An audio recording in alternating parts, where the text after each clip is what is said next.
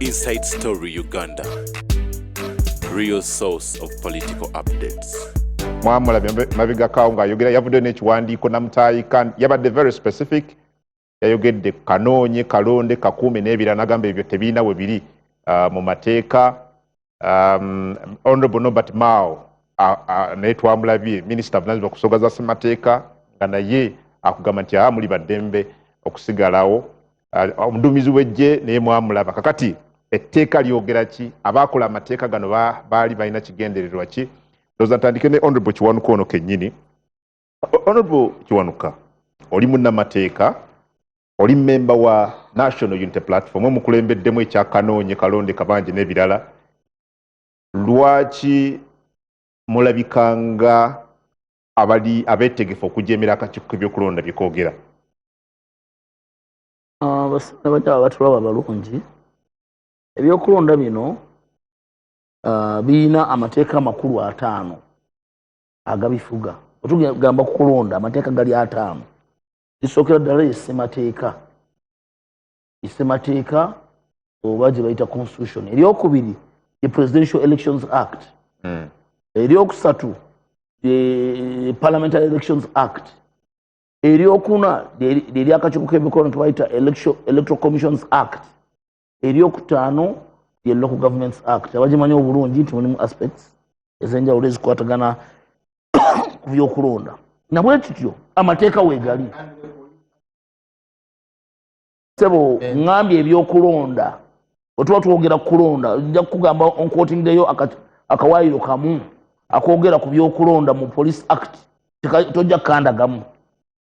Amateeka gonna genjogeddeko gonna 5 mulimu aspects eyogera ku byokulonda. Police Act teyina weeyogerera ku byakulonda anywhere.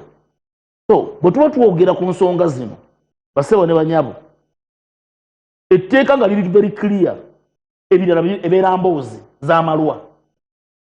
Ng'etteeka liri very clear ebirala ebeera mboozi y'amalwa. Akakiiko k'ebyokulonda tekayina buvunaanyizibwa kukola regulation no guidinga butyakalo bwe kalina okutambula. Ne bwe kabeera nga kakola regulations kayina zikola nga ziri directly in line n'etteeka. Era nabwe kityo ne malanzija wano ku TV wano n'enkunga abantu mugende mukwate ejjambiya muteme ab'ekika kya Oliyani oli Lwomushana bassebo ne bannyabo bannayuganda Lwomushana kyatukoze ekibi mukwate ejjambiya musabire mumutemeeteme bannange mbakunga mwenna mukwate ejjambiya mumutemeeteme. Musango am inciting. Yes. Omusango bagumuzeeko oba bassebo ne banyabo bakunga ffenna tugenda tukwate emmundu tujjeko gavumenti eno ogw'omusango.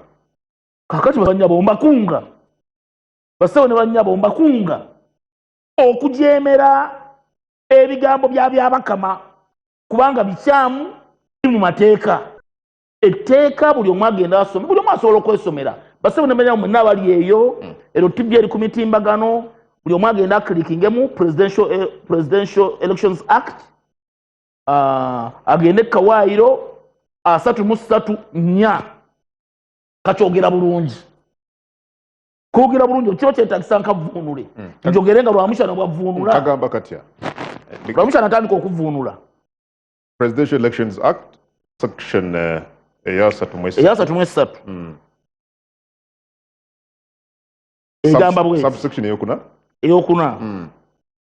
A voter who has cast his or her vote and all other persons in the vicinity of the polling station other than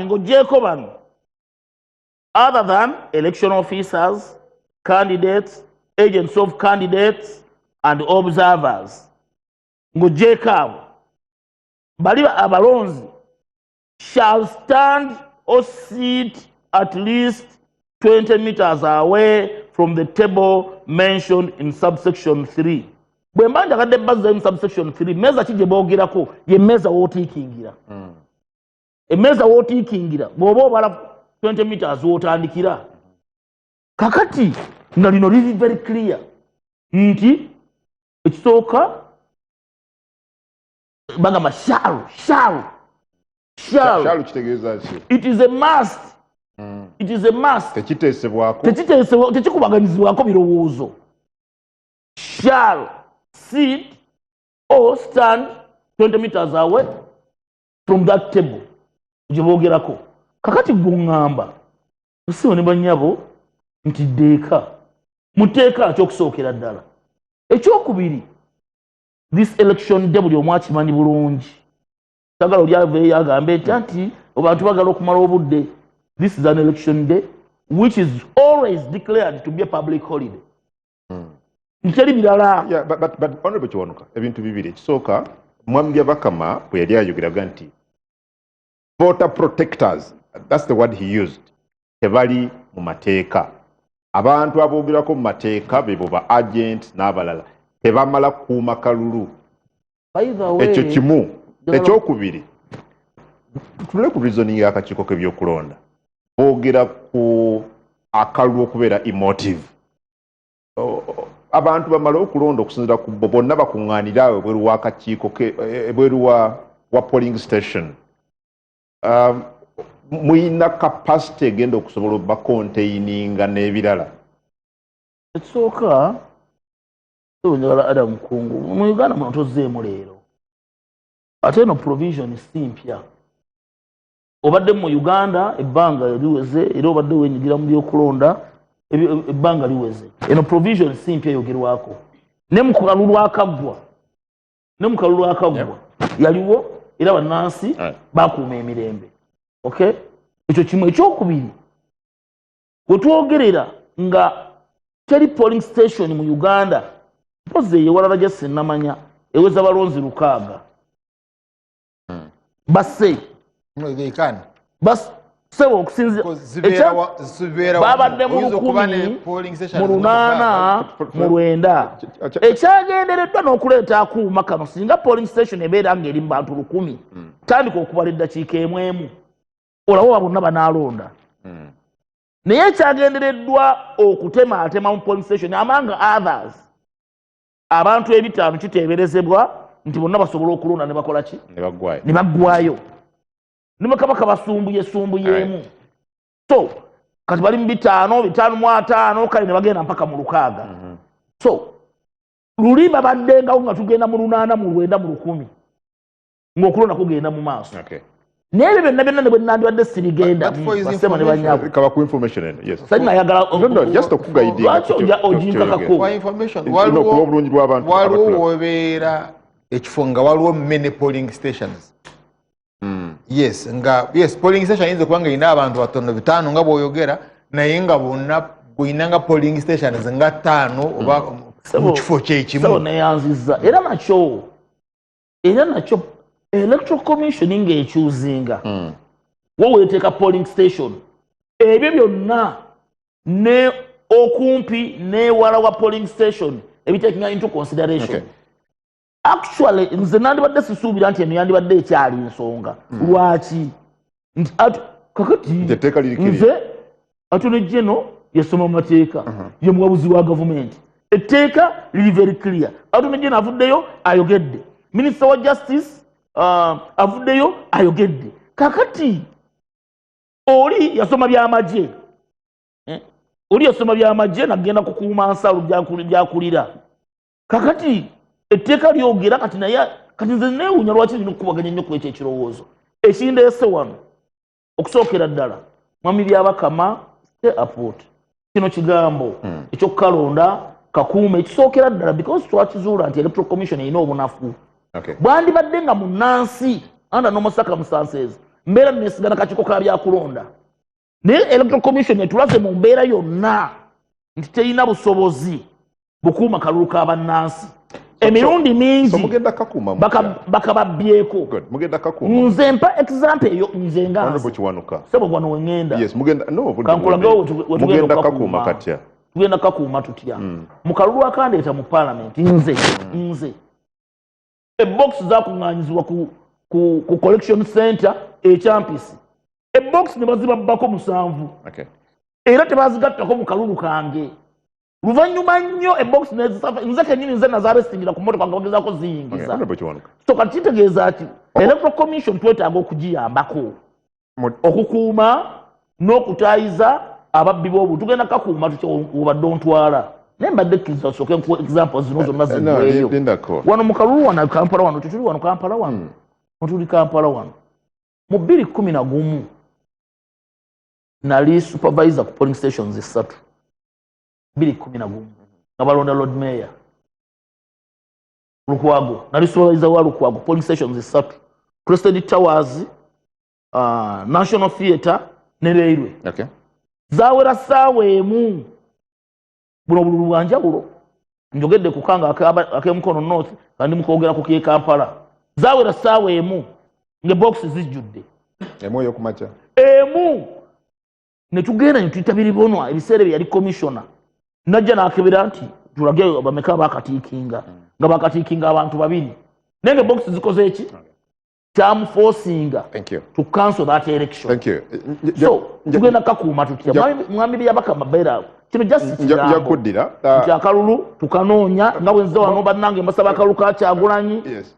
Bannange awo ndi mukanoonya. So mwami Lwamushana nkusaba akalulu ka Kyagulanyi. Robert Center mbeera nkanoonya. Kati we bali. Kati okalonda niyo ogenda mwami Lwamushana njagala kudda gy'oli. But nga sinaba kukola ekyo mu seconds 10 zokka. Mwami Kiwanuka okunza abantu wano ku TV basigalewo bamaze okulonda mita 20 nga simatika bwayogera brother ngetteeka bwe lyogera kakati waliwo omugambira nti kabanje bano abayimiridde awo bagenda kubanja batya akalulu kyekiri mu nteekateeka y'okubanja kulangirira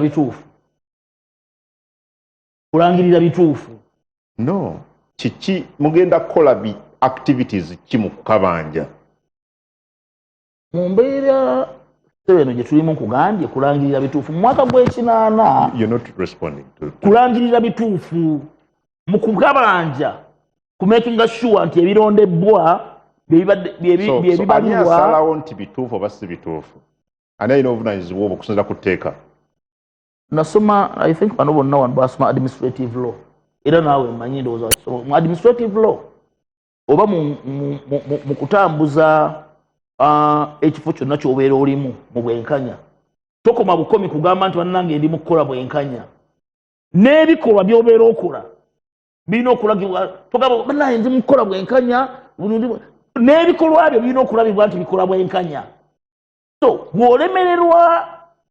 bw'olemererwa okulaga ebikolwa nti byo nti bya bwenkanya bannansi basobola okukuyambako okukola ebyobwenkanya mu mwaka gw'ekinaana ng'ogende wa Charles Mwami Museveni we yarealizing embeera ng'eno yasendinga sigino nti seba obote njagala bwenkanya mu kalulu era bye baagaana yadikulaagenda mu nsiko by the time we yakyogera kyali tekimukwata ne bwe yamaliriza bwe yagenda mu nsiko baba kumukwata nga tagunaguka gwali musango wali mu CA etteeka weeriri really very clear.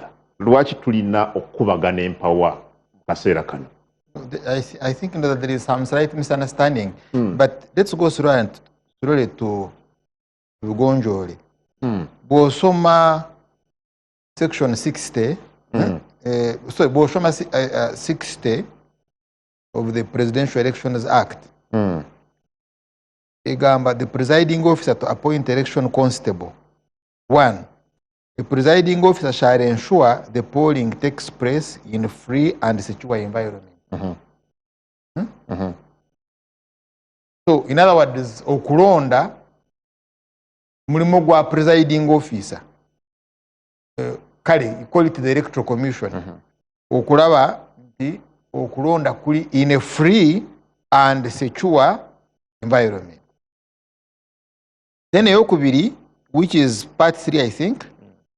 The presiding officer may only appoint a person other than a police officer to be an election constable. Kino kitadde ku screen kyoyogerako? No, kyemanyanga n'okugendako. So the presiding officer, because the chairperson of the Electoral Commission is the presiding officer for presidential elections. Yeah. but even at the polling station, presiding officer may appoint another person other than the police constable. Ekitegeeza kiri nti police constable is a constant. Naye ayinza okulonda omuntu omulala who is not a police officer. Ayinza okuba omusirikale, ayinza okuba reverend father, ayinza okuba adda mukungu. Mbali njagala ekyo kinootingi because nawulidde ng'agamba nti kati w'amagye yagiddemuwa. Because if the electoral commission bwegamba nti iteeka bwe ligamba nti the electoral commission erina okumakinga sure. Mwami Kiwanuka weefuge weefuge bakusomedde olwana nateeka weefuge no ku barometer mwami Kiwanuka tuwandiika ojja kudda owandiika mwami Romushana agenda. Yeah, so bw'oba iteeka bwe libanga ligamba nti the presiding officer or the electoral commission erina okulondesa akalulu in a free and peaceful environment. Erina police, erina magye, tebiina. That means erina okukolagana n'ebitongole ebikola ku ekyo. But now let's go to this act. Erese ekizibu okuveeka gwe Adam Mukungu ogenda kulonda at the polling station. Electoral commission teriiyo. But ekwetaaga yennonde. Yes. So bwe bakusinkana ku kkubo olina akwatira jambia n'agamba obanga tolonze bulola tugenda kukutta. O bw'oba ogenda kulonda bulola make sure okiro kalonze in the open. Now who protects you? Because already you have given the electoral commission omulimo the law emuwa omulimo. Now kati otuuse ku polling station awondoza we tuli. The headline of that law jidde moju some kanjira lawyer jadojinga abeyita ba lawyer bana rukora kanjira abantu ku screen producer nga agitekeyo. Yes, it is voting, polling and polling procedure. That is very, very important when you are interpreting the law. Yeah. Your headings, so you heading emitwe kiri important okugikola ki okugitegeera, so you interpret in relation to emitwe. Now kakati bwogenda kugusooka ogwokubiri ogwokusatu okutuuka gwokuna kiri about the constitutional proviso. Constitution kyeragira that voting shall be by a secret ballot. Right? Kalukacha. Kachama. So kati ezo proviso ziwa omulonzi the right one to vote freely, to think freely, ate na kulonda mu kyama. So ezo proviso therefore ziwa security omulonzi okulonda mu kyama. Chovalaba oyinawo akawayira akagamba lwakanti bindiko wala akagamba nti presiding officer tayina buyinza kubuuza alonze. Akunamba bile can read it here. Yes.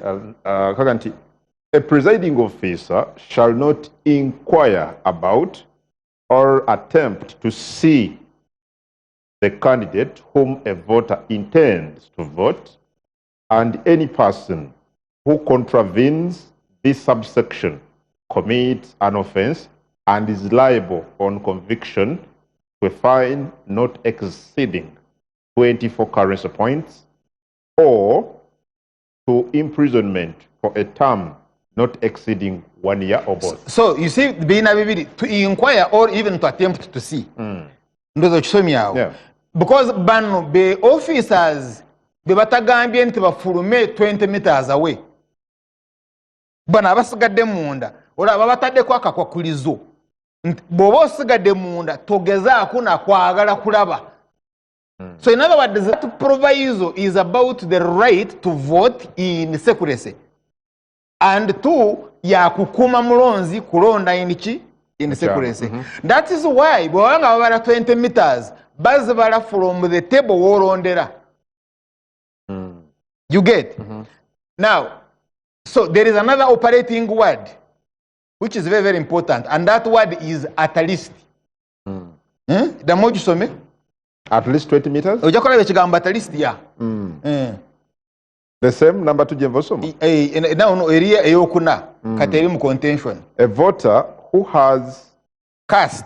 Yes, a voter who has cast his or her vote and any other persons in the vicinity of the polling station other than election officers, candidates, agents of candidates, and observers shall stand or sit at least 20 meters. So in other words, the taker require the most minimum distance. At least the 20 meters is the most minimum from oli walondera. And the objective beera wala olema okulaba ngeri gyakola ki engeri gya bwalonze. That is point number 1. Why you have at least. So your proviso is not about the right to be at the polling station after voting. No.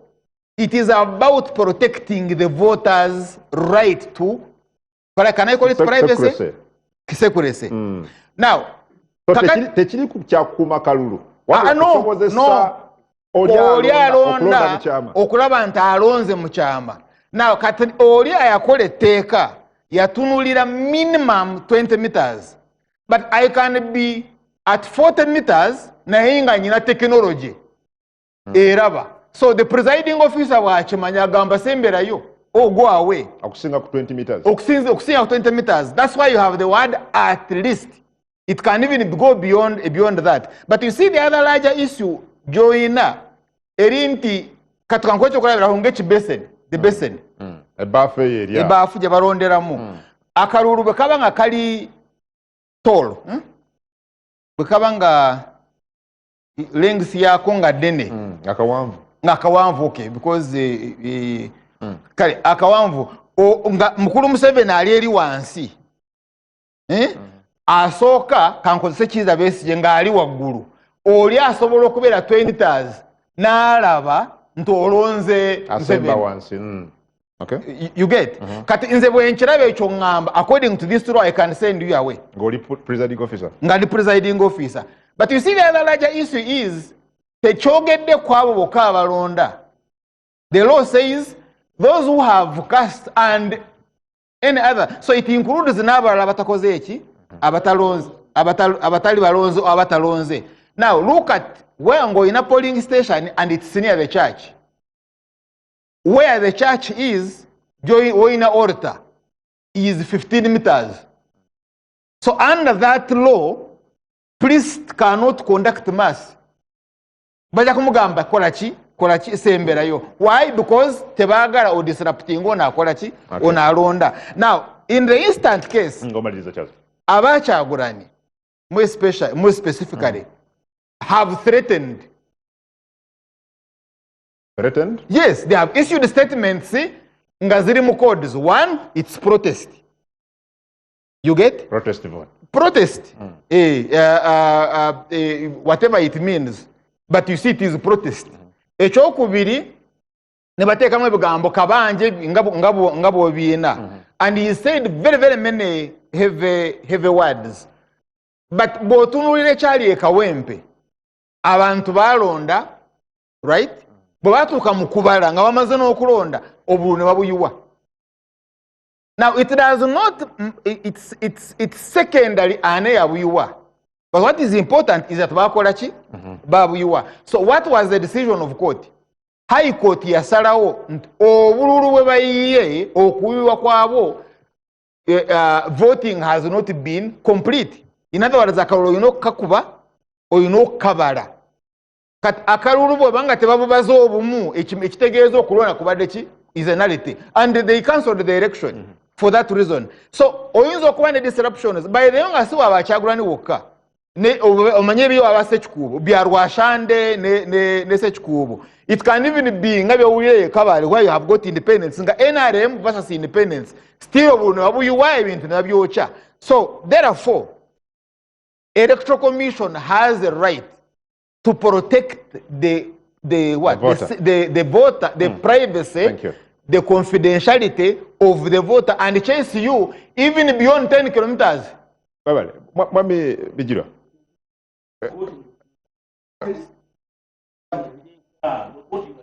Gwe kyemanyi tomanyi Luzungu. Well, Mabijiro, lwaki okubagana empawa kuno ate nga etteekawo eri kyaza atuwadde interpretation ya kino? What do you make of this? Kakati mu bintu bino byonna nze nsooka kutunuulira omuntu gwe tuvugana naye. General Museveni? Yes. Ye Democrat or a military man? Wensookera ebintu ebirala ne bitaneewuunyisa. Is not a Democrat. Proven n'omwana omuto akimanyi. Yalina ebyokulwana abyewandiramu n'akugamba is a Ssaabalwanyi. Now, any military man in the office asooka kutunuulira abamubeeza mu ntebe, and that is the military fraternity. Kati buli kintu kyonna ekibeera mu ggwanga is a military operation. Kasitanga kibanga kithreateninga commander in chief okubeerawo okwe, it becomes a military operation. Kati under any military government ebitongole ebisigadde byonna bibeera bisanitizinga the military government. Ebisigadde byonna okuva ku parliament, okuva ku cabinet, okudda ku parliament, okudda ku judiciary n'okukka wansi kubeera ku sanitizinga the nuclear team ebeera ekutte power. Kakati electoral commission oba ogitumye kinene, mwami byabakama oba mutumye kinene, ne bwemuleetera amateeka Honorable Mulima Mayoni gamenyaawo, Presidential Elections Act, Parliamentary Elections Act, paka ku Local Government Act wansi n'ogamukubiraawo agamanyi kuba n'obulamuzi mulamuzi. Actually lulinga engineer kyaliyo waliwo twalinayo meeting najjayo ogutabo gwa page nga 1200 n'agamba muli awo ebintu bintu bimanyi gano gonna amateeka ga byakulonda ogutabo gwa page nga 10,000. Kakati ebyo byonna ku sanitizinga government y'ekinnamagye. Kati nze nga Secretary General Common Man's Party mba ndi ku level eraba ekyo. Kakati bwe nzija wano mu debate ya wano ku barometer akasameme Bannayuganda nina okubabuulira nti omusajja gwe tuvuganya naye munnamagye. Kakati bannamagye buli balabanga entebe ya munnamagye munnaabwe eri sheke waliwo aginyeenya eddoboozi eddene ly'ekinnamagye erivaayo. Kakati ffe tusigala tukyapushinga ekyo ng'ab'ebyobufuzi by'omuzindaalo. Amateeka bagamenye military lwaki otuganye. Ovuganya naani? Kyekibuuzo ekisinga obukulu mu kintu kino. Era ekibuuzo ekyo kikyatulemye okwansalinga as opposition. Kyova olaba Oweekitiibwa General Kaguta Museveni akyali mu ntebe akuba enkuŋŋaana wali ayinaayina ayambuka kkirira bw'akola atya, because tukyalemeddwa okwansalinga that question. The moment we twansalinga that question, sebo naffe tulitegeka akalulu. Nalibadde nsuubira ab'amagye ne baminisita nga Mwami Mao n'abakakiiko ebyokulonda okubeera nga boogera olulimi lumu. Lwaki tulaba kubagana empawa? Ate kakati Mwami Mao mujja na nnyina oyinza omubalira ku bannannyini gavumenti?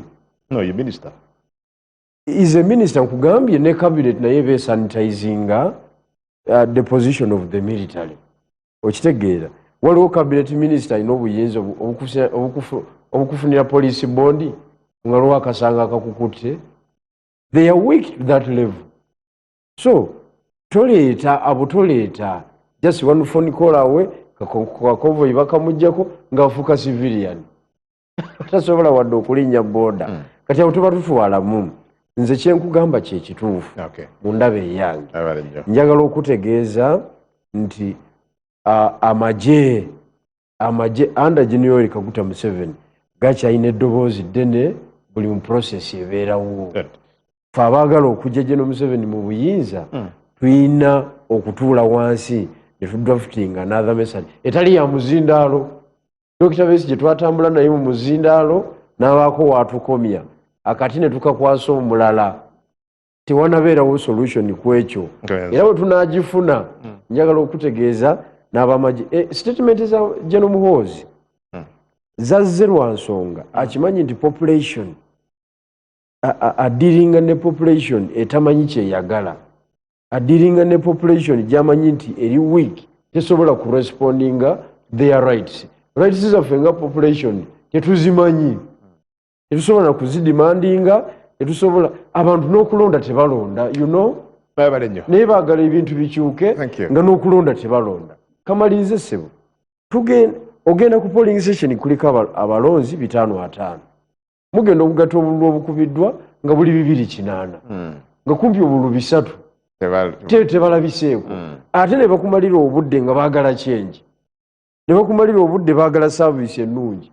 ne bakumalira obudde nga bagamba mwatulyamu olukwe weya temwatulonda. Nze 2021 naluzinga n'obululu 5 just 500 naye nga half of the registered voters tebalabiseeko. So kakati population yaffe eri weak yereetera abamagye okola inflammatory statements ezo nga bakimanyi tewaliwo kigenda kukolebwa. Atulaba ku barometer katujewo ensimbi zino katono tu universal voting rights kati nga bwe ziri mu nsi eno eyakakyo kaliwa kano UN egezaako okuzituwa anafu twali tukola ssemateeka bamukulu omushana gye bali bagezaako nnyo okulaba nti ebintu nga biwandiise Bill of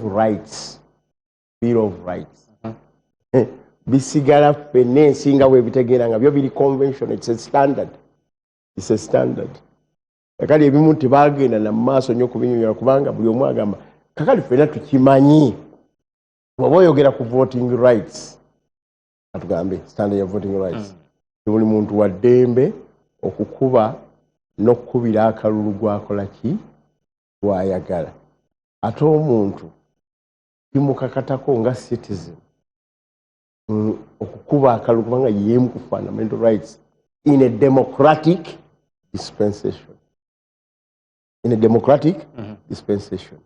ali waliwo ne rights zigenda mu detail n'okunyonyola bw'oba ogenda okukuba akalulu biki ebyandibaddewo ddembe kiri oyina singa akalulu kakutawanyeeko oli waddembe n'okusabayo akalulu akalala okitegedde oli waddembe okubuuza ebibuuzo osobole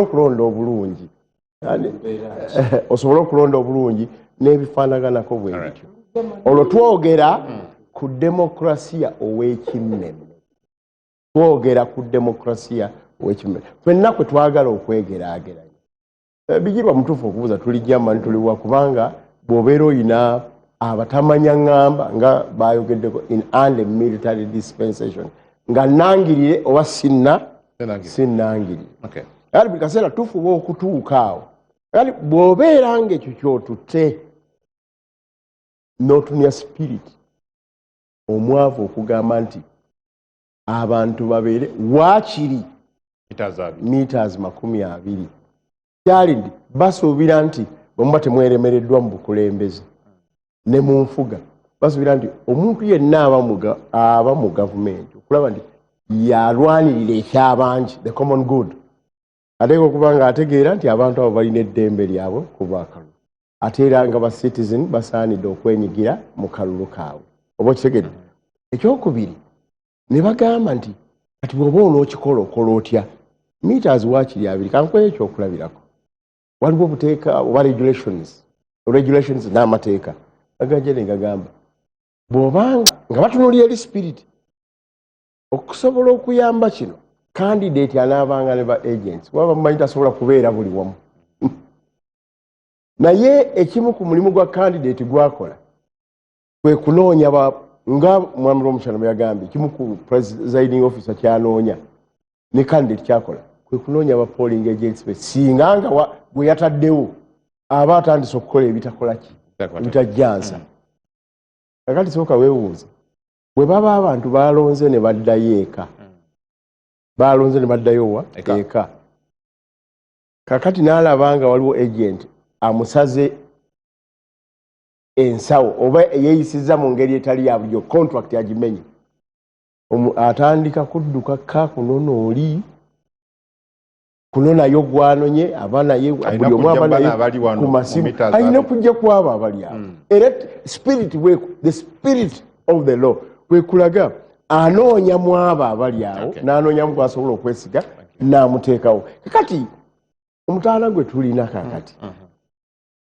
reality waliwo embeera y'ekitamanya ngamba mwami Bijirwa gyayogerako but the other reality also waliwo embeera y'okugamba tuli mu nsi kati ekkiriza nti tuleka okuba ne demokrasi ow'ekimmemme and the other reality also tulina abavuganya naye nga n'ebigendererwa byabwe oluusi tosobola bisoma kubimalayo abamu bali mu zi syndicate za kusiba kiwaani okutulemesa we tuli abalala bali mu zi syndicate za kitimba bbula akugamba nti yes balese demokrasi y'ekimmemme naye nga si kye bakola ki si kye baliko naye nebayo n'abo bamwoyo gwa ggwanga abagamba no ku lwaleero luno ku kugunjufu bwe tulina civilization ne ku nkola gye tugenze tuteekawo tukyasobola okunyweza demokrasiya waffe nga tukola ebintu enteekateeka ya Kanoonye Kavale Kalonde Kakuume Kabanje ogiwagira nze situnulya bintu kungulu just naliko wano kankiddemu olwaliro kubanga awo wali kalumanywera akakiiko kagambye nedda nalabye mwami Kyagulanyi yabadde kuralem I think Makindi naddamu nakkaatiriza temuva ku polling station amagye gamugende mwambi abaka amasente agamuveewo mugende so ndowooza olaba gyenoonyamu oba anaakampa kadi ogiwagira bw'oba omaze okitegeera nti ovuganya na military man nga tunakola statement enemu attracting okugyayo naago mu buto oba weeteesetese bulungi kwanza oba onyumyamuuko awo kukyamuukiriza emboozi etambule owekiba Kyagulanyi yeeteekateeka bulungi nnyo alyoke alyoke agambe nti Kanoonye Kabanje sijinga bwe bitambula because nze noonya kweteekateeka oba onyumiriza mu bunyumya nga tewaliwo obweteefuteefu nsigala nywa caayi wange kuba tewaba mulimu. Thank you. Dakika mwami ku dakika yange nakugambye abasajja bannamateeka abo baagenda e Munyonyo ne basulayo essaawa 48 bakomewo balwanyise ekiteeka ky'okusibira abantu ekisibira mu bbwa mu magye nga bakubidde ne bannaabwe baliida b'opposition gwenkwoti nga wano Mwami Ssenyonyi ekiro ku ssaawa nga bwe buti ne basula nga bakola ng'oli yeebase we baakeerera ku makya oli n'abagamba nti tetugenda ku flowa kulwanyisa ekyo baafulumamu essaawa 12 okomawo alawo ensi zonna nisigala nga zimu njagala kugamba nze situnuulira bintu kungulu oli bw'agamba nti Kanoonye Kabanje kola bwe noonya ali genuine oba kiwaani ekyokubiri noonya kino kimpemu noonya ku byakoze byonna ali mu syndicate oba tali for example waliwo chance ey'okugambulula ebintu bino omwaka mulamba n'ekitundu emabega mu paati n'ebibiina by'obufuzi baatukuŋŋaanyako e Munyonyo oli n'agamba nti oli tasobola kukkiriza reforms kati olwaleero akugamba mbw abantu bagende wali Bakabanje ndulinga yabaleka ne bagenda bagamba nti mbirekedde kooti y'abantu olwaleero agamba Bakabanje okugamba ono okukulangirira ng'oyiseemu kyekyangu oba nedda ate mu dakiika 2 mu kalulu wakati ne bona ofuna 95 tebagenda kukulangirira then ntandika okubula nze ate sibeera mu byakigwagwa bwe biti. Mwami Burora, yes. Kanoonye Kalonde Kabanje Kakuume mushana yabyo jakuwa akalulu akawedde 220 mugumu geza abantu bonna bazze okulonda abo basigaddewo n'aboono basigaddewo nga mukola ki oyinza okweganga nga mu kusigalawo tulina abantu ng'ayimiridde wali mu mita 10 n'agamba tukulaba by'olonda geza omulonde. Ayimiridde wali akola ki? Agamba tukola ki? Tubalaba mwenna tumanyi gye musula. Enakawa akalulu akawedde balina abalonzi 13,000 n'abagwamu. But because of voter intimidation, for information, ne candidate we NRM yajja okulonda omulundi ogusooka ne bamulemesa okulonda. Abamulemesa okulonda si ba byakulonda. Abamulemesa okulonda ba kibiina ekivuganya olw'okuba bali ku polling station. Ne bamulemesa complete n'addayo n'afuna security enaamukuuma ajja kuba akalulu. Kati bw'obanga osobodde okuyimirira ku polling station n'olemesa candidate eyeesimbyewo ku bubaka bwa parliament okulonda n'addayo ewaka, oli omukadde oli omukyala anaasobola okulonda? Kubanga conduct teri mu peace, eri mu protest. You were there to protest. Gwe tukumanyi geza olonde Museveni olawo bona osula ku kyalo, tujja kwokyera ennyumba because buli ali ku polling station tumanyi conduct ye. Secondly, wamucharginga dda he's in protest. Meaning bw'alaba bulola ng'ajja ng'ate akimanyi bulungi bulola si we NRM si wa NUP oba si wa kibiina kirala tajja mukkiriza kulonda. Nibaga the law kakati kasi yasomedde etteeka. The law, you see, there is law and order. Is order prescribed anywhere? You have the law, but there is order. Order is not prescribed. Oina kataboka order. Forces the order. So there is order, there is law, there is order. If the law is violated, order intervenes. Say in a description. You get my point? So, ebintu bino bizze biri violated. I think inspiration ya kusigala ku polling station teyandibadde embi. But ekigifuula embi tugwe kennyini ozoogikyajinga nti ereme kubeera mu mutima mulungi. Ekyokubiri kiki ekikuwa essuubi nti buli wamu ogenda kuwangulawo. Kitegeeza ne bwe watawangudde because we are in protest togenda kukkiriza nti bakoze eki bakuwangudde, therefore ogenda kutabangula. Ekirala kambabuuze mbuuza bannayuganda nammwe mwenna naawe abeesimbewo tubatwale nti bali serious mu bibeera? Yes or no? Basuubira okuba serious. No, ffe abawawuliriza tubatwale nti bali serious.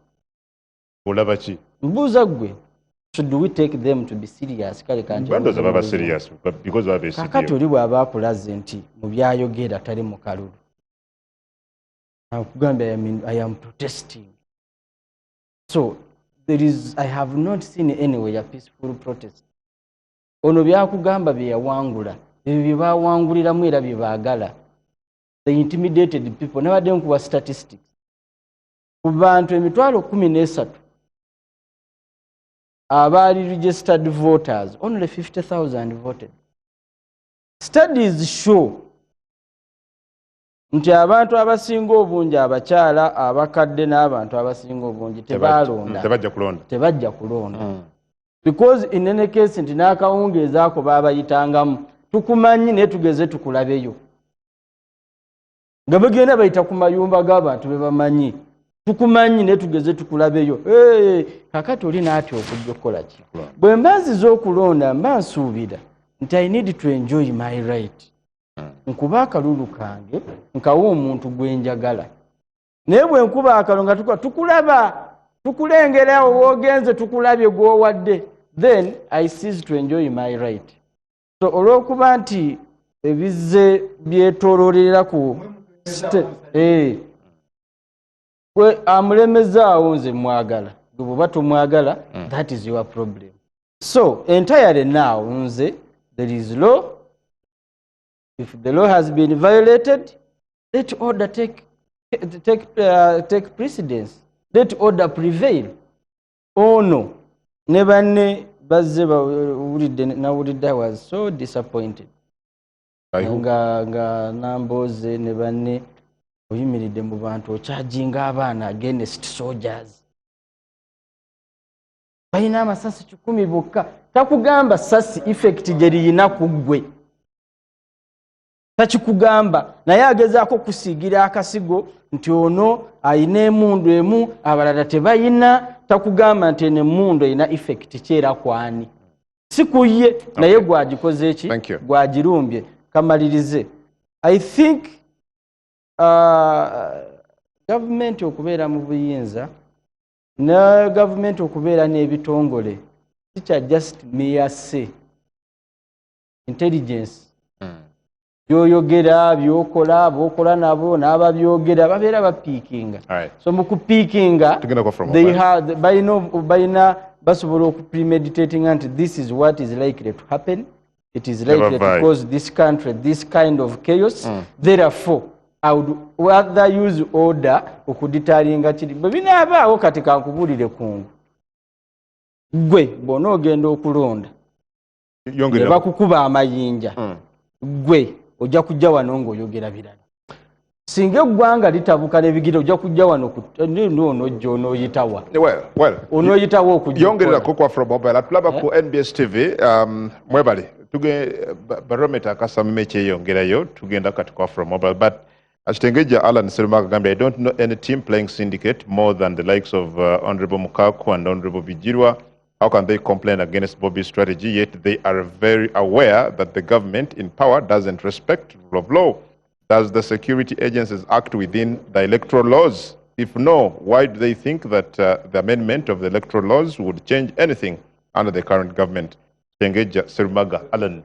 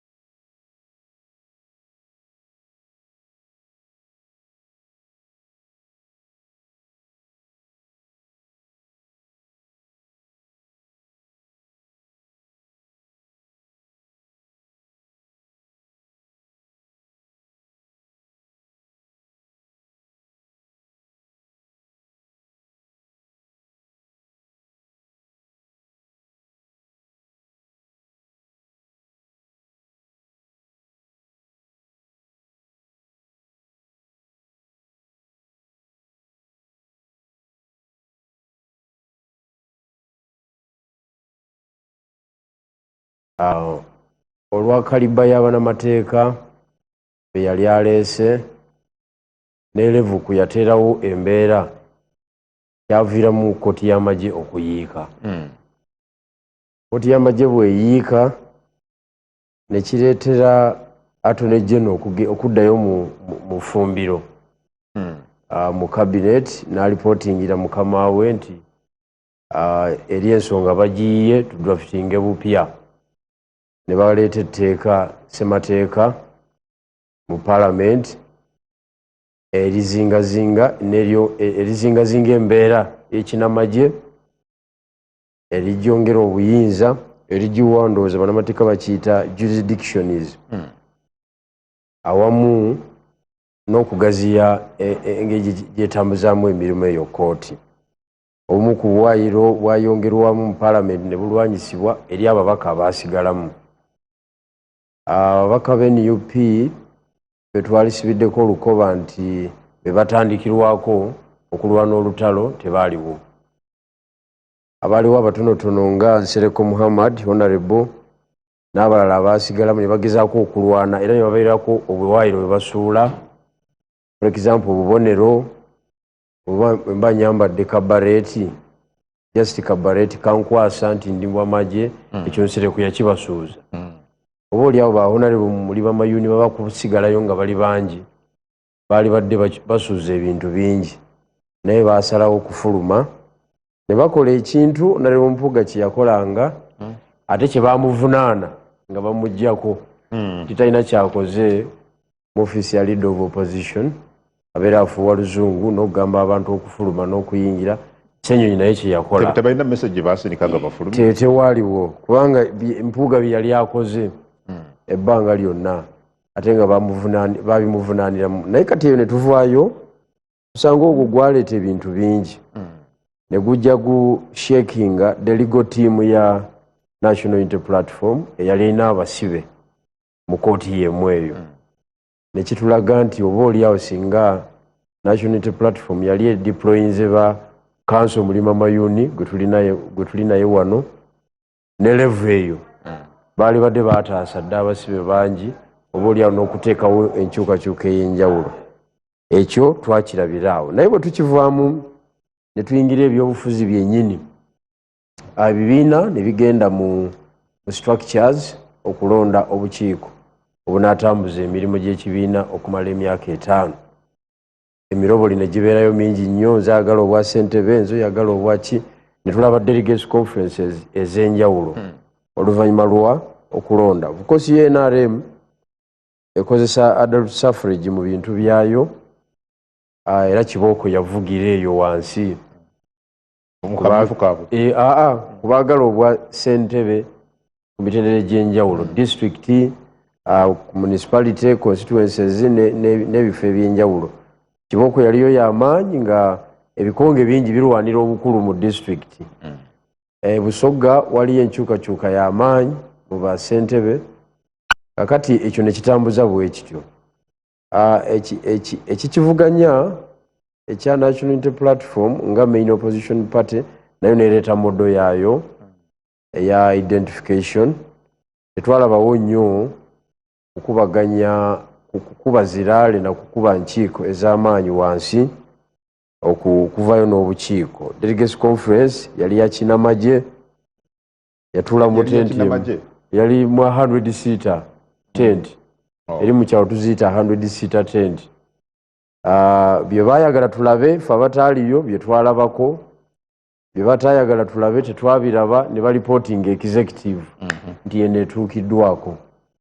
Of course ye NRM nekola eyaayo eri somehow massive okusinziira ku financial capacity gye balina n'ebbanga lye bamaze mu power. Tuba tukyali awo naffe ne tufumba nze n'Oweekitiibwa Munyagwa Mubarak ne tuimaginga as one of the political players on the scene nga naffe tuleadinga party era weetuli presidential candidate tumulina mu kaseera akatono ennyo ke twaoperatinga ne bacandidates ab'enjawulo tubalina era nakawa ew'omukulu Mwami Burora tulinayo candidate tulowooza nti alina n'emikisa egiwangula Katonda wanaaba tukwatidde ekisa. kuba Katonda yagaba obukulembeze kuwangula bijirwa kakati kuwangula Bulora kakati mu mwaka guno era netujja tugwa mu buvuyo bw'obumyufu obumyufu bwe NRM buli based on adult suffrage abantu basimba line naye batuuka ekiseera nga abalonzi abali mu line nga gwoleeta loole asinga okumobilizinga n'oleeta loole ezo 3 basimbawo line oba bali mu register oba tebaliimu ne basimba line yawe era wini n'ogirya kati bangi nnyo bakandidates bagiramu eyo embeera tetutunuulira ne bannaffe abalala aba NUP tosobola butaboogerako mu bintu bino aba FDC tebakyali nnyo mu debate modo gye baakozesa yeeyo baatugamba nti bavetinga abantu naye gye tumalidde nga veting teyaliiwo bwana Bulora ndowooza kampunzike nedda agadde kaweddeyo Bulora tebajja kuntegeera so briefly nti bamwami Sebuufa baatugamba nti bavinga tebalina kye bavetinga kubanga bye bagamba nti bavetinga bimaze ne bikwatibwa kubanga njagala kuuza nti bafuna batya ba candidates nga tebakola vetting ndabayo anti bo kye baakola kye baakola baakola nga ba receptionist ku receiving mpapula z'aba applicants bafuna mulima mayuni ne bagamba Mukono district no Kalangala district ne batwalira omukulu ne banne ne badetermininga kwani flag ekyo kiwalaba okusinza ku biriwo kati ekyo kye baakola kubanga tewali kusonso bw'ogamba nti osunsudde tolina bw'obuusa maaso omuntu anaatera okumaliza PhD mu mateeka tolina bw'obuusa maaso business successful businessman Magoola n'olandinga kuwa aptitude test noga nti gwowadde kabonero kazibu nnyo nnyo ebisaagizo byebaali beetaaga naye kwe baasinzira baabitunyonnyola obuwagizi bw'olina mu bantu ebibuuzo bye bakubuuza mu vetting committee yaabwe bino bibaasinzirako maybe abalina biwandiiko b'oyogerako tebaali popular ku ground kyebayita vetting nga tukupepeta ekisookera ddala nga tetunabitunuulira ku support joina ku ground tusooka kutunuulira academic papers because nibo beera ne support ku ground nga tolina academic papers you don't qualify okitegeera kakati kyeraze lwatu nti tewaliwo vetting it was an appointment omukulu yagamba wano mpadde gundi era mweyo embeera njala okuyozaayoza onarebo mulima mayuni webale kusimatuka process eyo no bouncing back as a flag bearer yes mwami Bulora yanziza ssebo omwaka ogulabye otya guno amannya gange nze Bulora Albert Anderson member wa National Resistance Movement flag bearer wa NRM Kawa West kyobubaka bwa Parliament njagala okwebaza abantu b'e Nakawa West olw'okuba nti tutambudde wanvu n'okutuusa olwaleero ng'olugendo olwo terunnazikira nga wakati mu bo lulimu n'obuwanguzi Nakawa West Division West Adamu Kungu ne Kungu Adamu Mpita Kungu Adamu toyitaba no Adamu Kungu ne Adam Ali Mahad kuyita Adamu Kungu toyitaba nogoza mukyali mu kodi toyitaba Adamu Kungu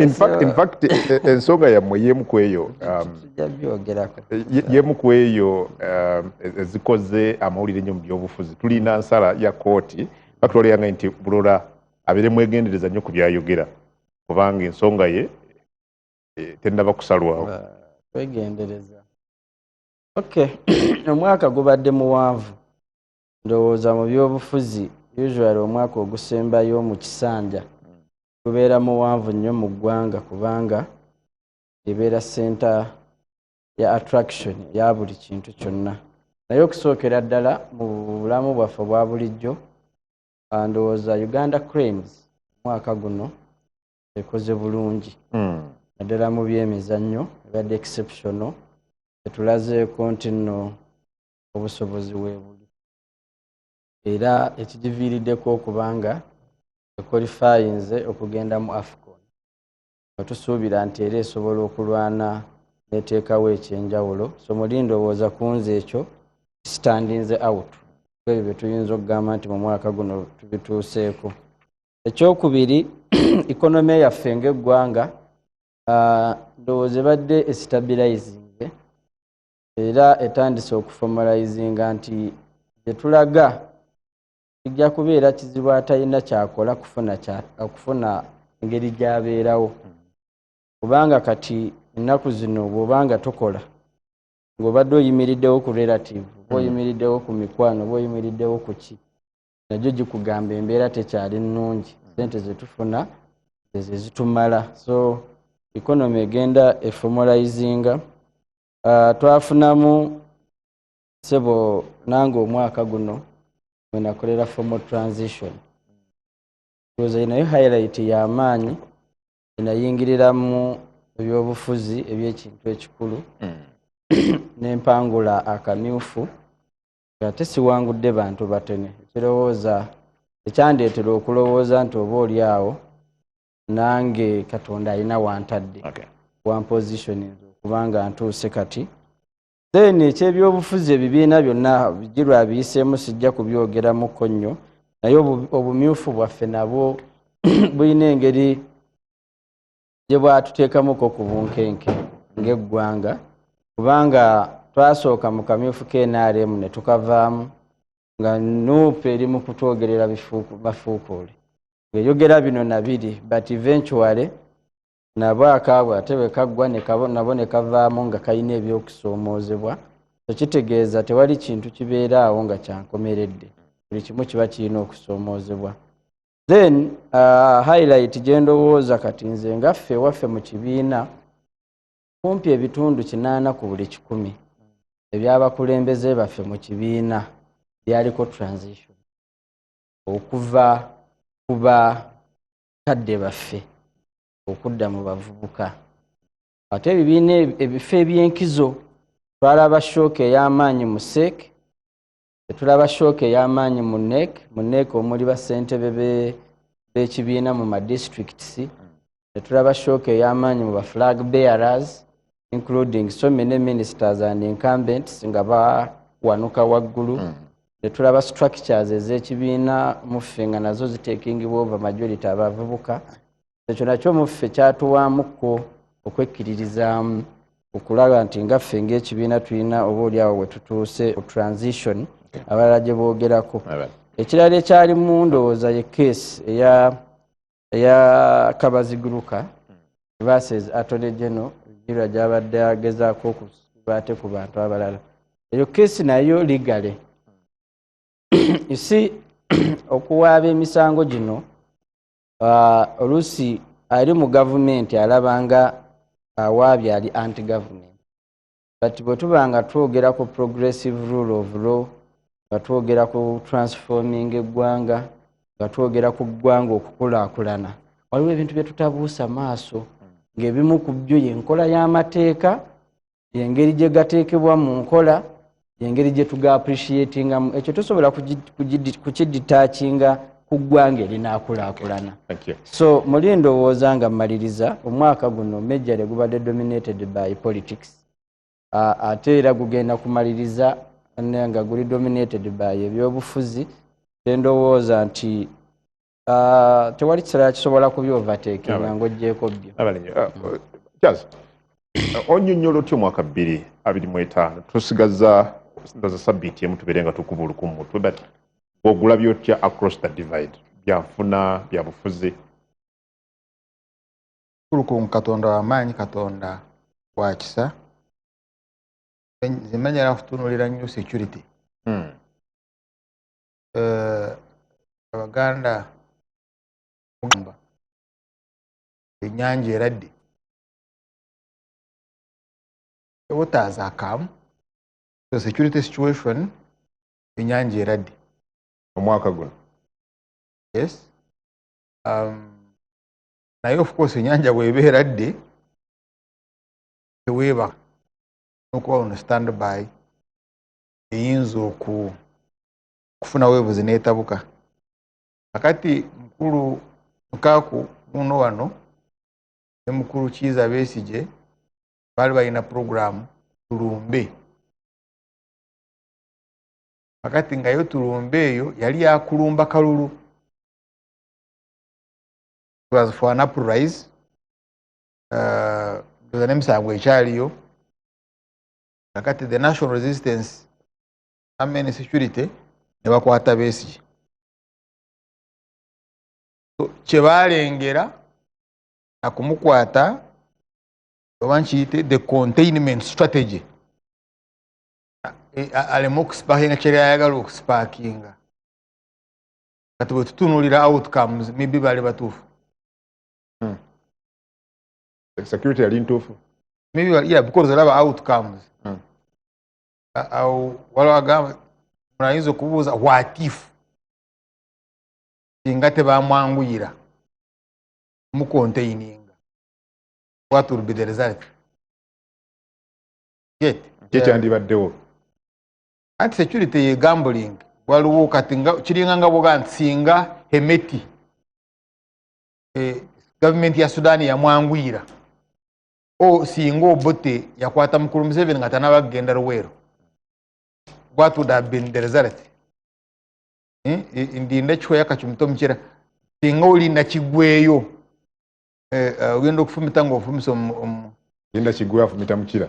Yeah, so kati therefore bw'otunuulira Tulumbe ya Mukaaku ne mukulu Besigye bikyagaanye byagaana tumaze primaries ez'ebibiina mu ddembe ne tumala nomination ya MPs kubawandiisa local government councils mu mirembe. Kyagulanyi gangsters bali contained. Tekinaba kutuuka ku level ya Luka. Bagezezaawo bakisitule wabeere akavuyo mu campaigns naye kikyagaanye.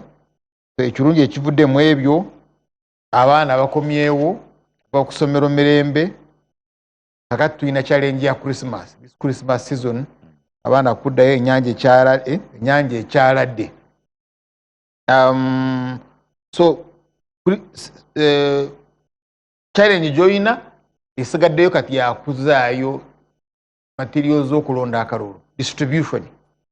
Okutwala materials ezinalonda zibanalonda ekyo kyali challenge. Lwaki kyali challenge?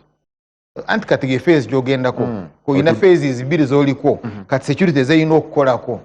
One, abantu okugenda mu Christmas season bulungi ne bakomawo. Then eyokubiri n'okudistributinga electro materials. Jjukira waliwo byagaana. Do you remember? Akalulu kaali Besigye ako yeesiima mu Kampala, Jinja, I think even Wakiso nga tebalina ballot papers and materials. Kati eyo challenge. Now, mu bufunze tulinayo trial ya Agasirwe. Nixon Agasirwe. Yes. Lwaki poliisi etta officer of the DPP? What went wrong? Is it about Agasirwe nga muntu as an individual ndi alina ebizibu n'omukyalo oyo? Lwaki ogamba police? Maybe gamba omuntu Ssekinomu. No, he was a commander. Nebuga nti police obanga He was the other one. Kati osobola okwogera ku Kyala Joan Kagezi, because you remember that time ya Mukyala Joan Kagezi owamutira bali bataba sheikhs. Yali mu kuinvestigating, yali mu kunoonyereza okufa kw'aba sheikhs. Allegation yali nti yali ADF. But ate ne bikyuka nti akulira flying squad, I think biseera byakale Kayihura ate yasse gwe batuleetera nti yasse Joan Kagezi. So kiri ku, is it homicide ku individual, kyali institution, kyali ku file z'ono omukyala ze yagoberera? What went wrong? Eyo mystery naye kyali awo. N'omusanga kukyali kukyagenda mu maaso. Anti olaba siguyingidde munda. But ngambi is a mystery. It's an inventory wo. Eyandibadde kukanga nnyo. Naye olw'okuba nti maybe you are not sensitive, you are not responsive. Kati endala is bombs. Nezikuba 3rd June.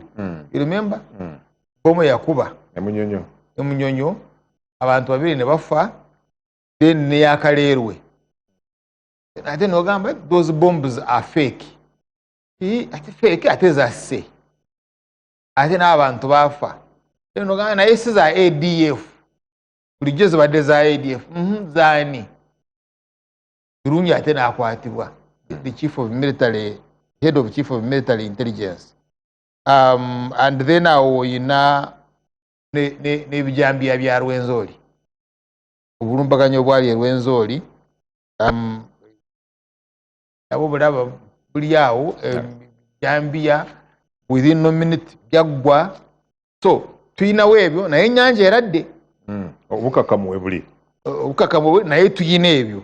But ennyanja eradde. Maybe omuggo security gwekozesa guli correct. The tools zekozesa maybe ziri correct. Or ekimbuyaga tekinaba kusitula bulungi. But so far I think so good. Thank you. Tusaba abaana abagenzi because obwana obuto kati buli mu kutambula. Gotofaayo nnyo ba Adam Kunga batambula. Naye abangi batambula na bwana buto. Okay. So esaala zaffe zibeere nnyo ku bwana obutambula nga bugenda mu Christmas ate n'okomawo kw'obwana obwo. Honorable Abdallah Kiwanuka mu ndaba yo omwaka oyinza guwumba otya ku bintu ebyenjawulo?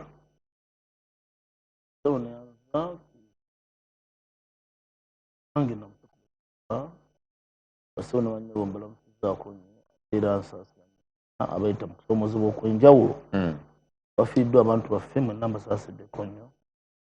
Chairman wange osiri nkusaasilako nnyo okufiirwa maama wamu ne chairman wamweyana. Bannayuganda mwenna naddala bannamukono North ate mbalamusizzaako nnyo akensa. Tuufu nti omwaka twagutandika Bugumuli twali tumanyi nti no ligenda kweyongera ddala ebyobufuzi. Parliament eyo bingi byatambula tutwalabira amateeka ag'enjawulo agaali gajjawo entities ez'enjawulo okuyisibwa UNRA n'egenda UCDA emmwanyi yaleeta n'abasirikale ne balumba palamenti ne bakunya amasanyalaze ne gavaako mu palamenti era ababaka bangi ne bawalawanyizibwa abamu ne balumizibwa bafulumizibwa. Mu mbeera y'emu twalaba kooti Supreme Court esazaamu n'esanyalaza court martial nerambulula bulungi nnyo baani abalina okugenda mu court martial mu mbeera y'emu ate ne tulaba ne parliament ekimanyi bulungi nti tusobola kukola tteeka nga ligezaako okuoverturninga judgment ya kooti. Omwana wattu ku parliament n'etuula n'ekola etteeka eddala era gye tutuukidde eno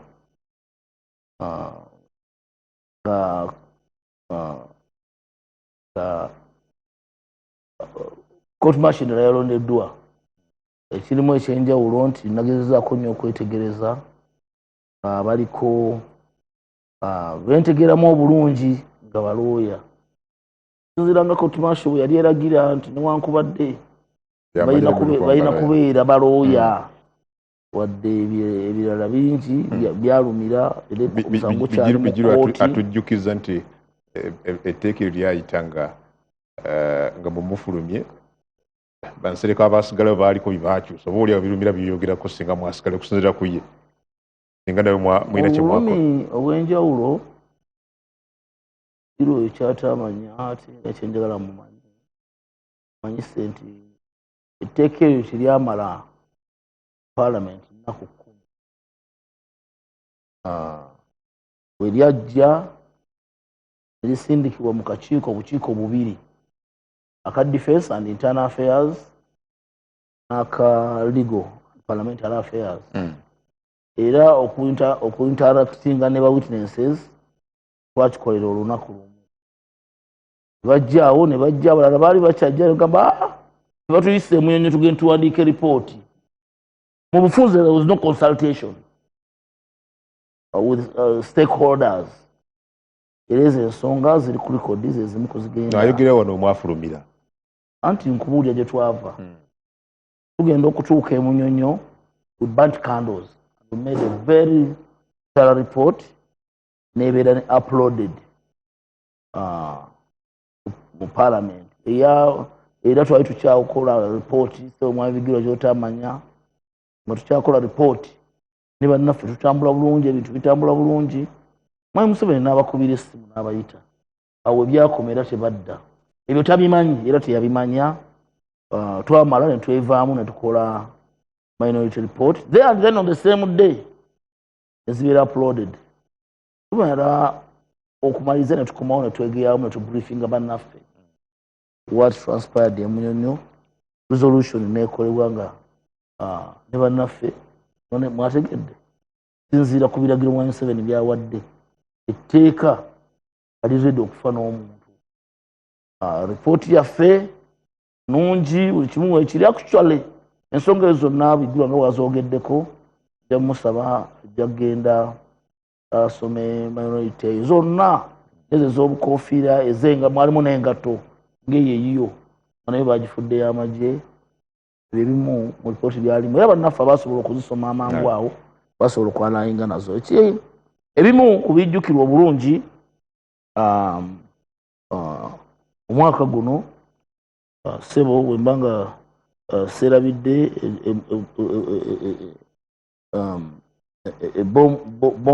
bomu azoogeddeko twalaba exit era esinze kati okubonyaabonya bannansi naddala ba investors. Twalaba exit ya umeme nefuluma n'ebisuubizo ebyamaanyi tuwonye umeme tetugenda kuddamu kubonaabona.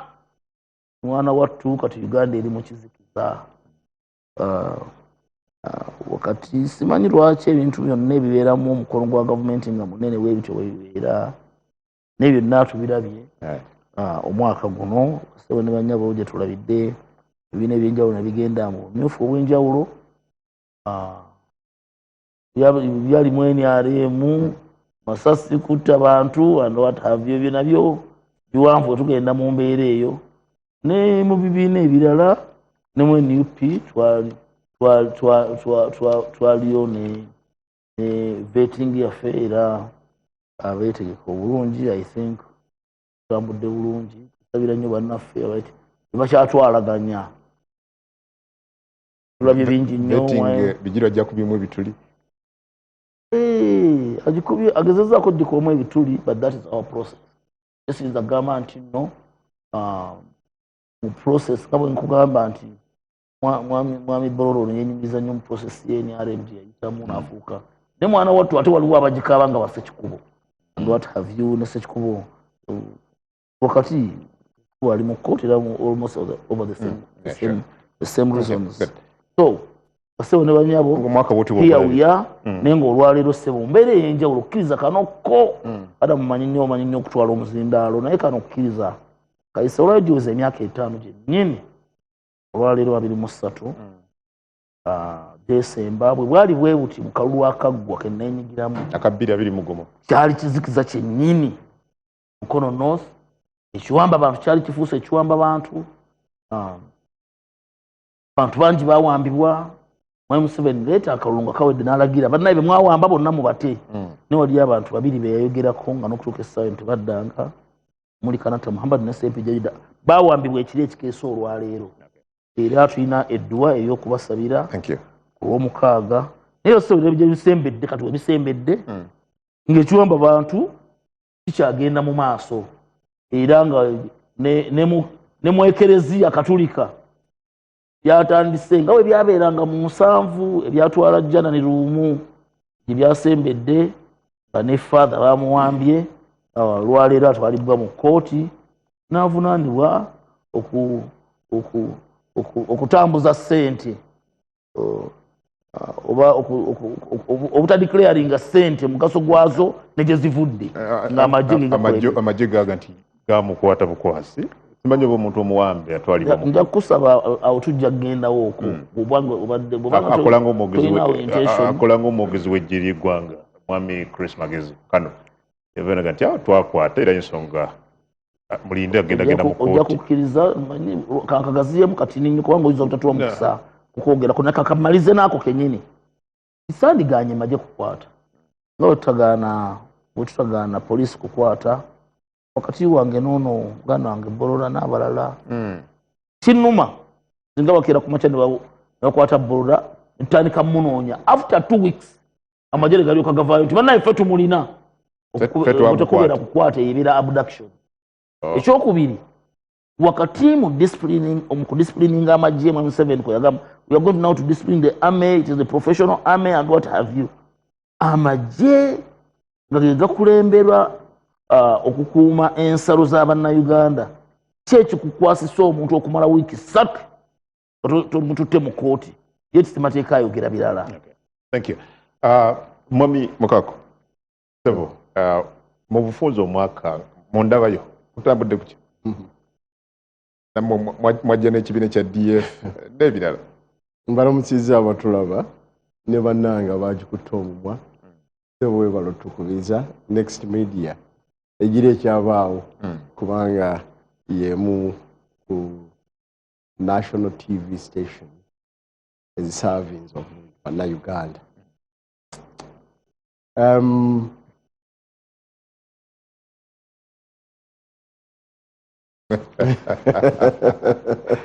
Yes. Gattira kwekyo. Kugattira kwekyo omwaka gubaddemu ebizibu bingi naye kyewunyisa ng'ebizibu Bannayuganda bitusisinkana ne tubanga bw'ogamba nti tuli bayise ng'ebizibu ebyo biringa ebitatuyiggula ttama abakwatibwako era nga tewali agamba nti kino ekizibu kyajjidde eggwanga nga Bannayuganda tukole ekirayiro koze bw'oba omalako resolution okusalawo now on kireme kuddayo tomera ggwanga lyaffe ku lw'obulungi bwaffe abaliwo ne generations ezinakola ki ezinaddako. Singa nga Mwami Kkungu yagadde okukola scan mu by'embeera zaffe ng'abantu mu by'obufuzi n'ebyenfuna ebintu bingi wattu bibadde byampuna naye simanyi oba oyagala essira ndiseewo ennyo wonna mu bufunze. Singa otwala embeera z'abantu abantu bangi bafiiriddwa obulamu bwabwe bassekinnoomu n'abafudde mu kinywa. Obubenje bubaddewo sinza kujjukira bulungi akabenje obubenje buno obwa wano mu Kampala waliwo obubenje obuzze kino kibuga kikulu eky'eggwanga nga buviira ddala okyajjukira Kasasiro bwava eyo nga buviira ddala eyo n'okutuuka ku kano akajjo ak'okugaba omwala mu ngeri y'ekifamukoko nga bw'otunuulira mu kanso gye tuyita KCCA abalimu nga balinga abatabiraba ne be baagezako okugamba nti mujje munnyonnyole nga bawulira nga abali victimized yaani yandibadde asitula okwemulugunya kwekyo era nga bagenda mu maaso ng'embeera ng'eringa eya bulijjo. Kukala akasembyeyo nti omuntu yali omu omuloodi meya nga yalinga alina obwongo obusobola okutegeera nti bw'ogaba omwala n'oguzimbako mu ngeri etali mu oda oba otadde obulamu bw'abantu n'obwannannyini bwabwe ku kibuga n'ettaka mu Matigga. Abantu bwe bafudde wandiroozaawo ensi we yandizuukukidde. Tubeeko kye tukola obutaddayo kukola ekyo. Wattu tewaaliwo n'akamu. Era nga kiringa ekigamba nti Hamu yalina okufuna ekyo kyafuna. Baafunako tebamanyi na kumanya nti oba yabafunyeeko. Nakati nobody is talking about it. Tuli wakati mu campaign.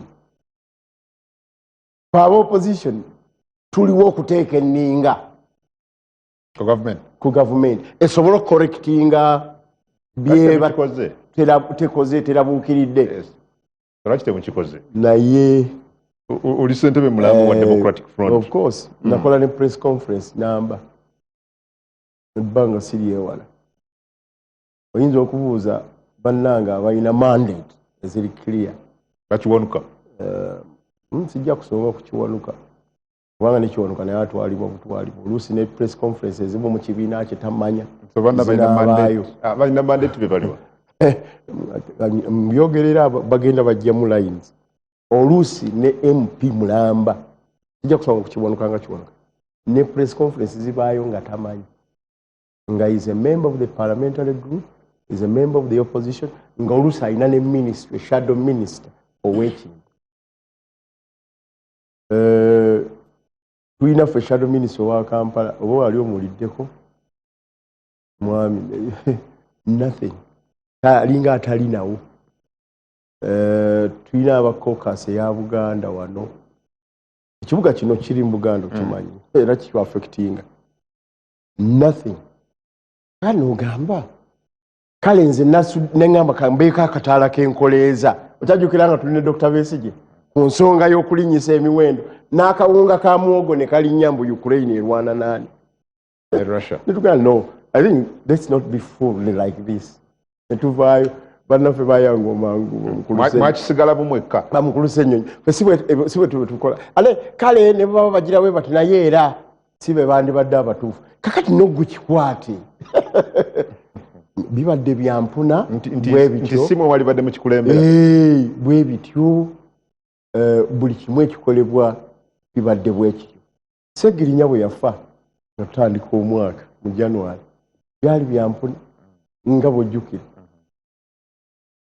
Ffe twafiirwa omuntu ataali wa bulijjo mu talanta n'okuva mu kalulu kali ate nga waliyo ne member wa parliament omulala Alan Sewanyana naye nga bonna bali ku kuteeterera ku kufa tetumanyire gye banaakoma okuva mu bannaabwe abali eyo waggulu n'abali mu kibiina twalaba bulabi ate byakulinga byakukudaalira Sewanyana oba kukola I really shudder. I really shudder. Naye bw'obanga ekyo okigyewo ekitikkiro kya byonna kibadde mu kugamba nti omukulu ayogedde bulungi amateeka n'olaba nti rule of law webanga eri challenge constitutionalism.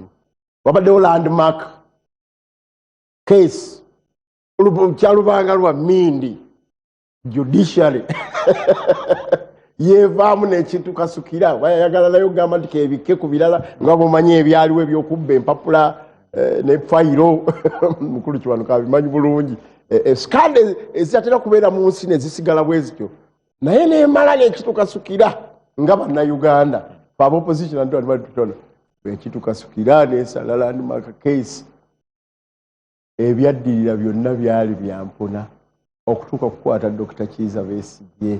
Dr. Kiza Besigye bamukutte ali mu mbeera tewalina bweraliikirivu nti bw'abanga Dr. Besigye ye candidate ku kino ekiyinza n'okutwala obulamu bwe waliwo n'agamba okumukubira ku muti mu mwezi n'okuguwa n'aguwa gwe yamusikira predecessor oteekwa kuba mweraliikirivu ebibadde ebyempuna n'okutuuka mu kalulu kano olwaleero political violence okuva ekawempe nga bwogiraba yali mpitirivu nga waliwo nawo omuntu yatwala bills 8 wali n'agamba naye tujja amagye mu bintu bino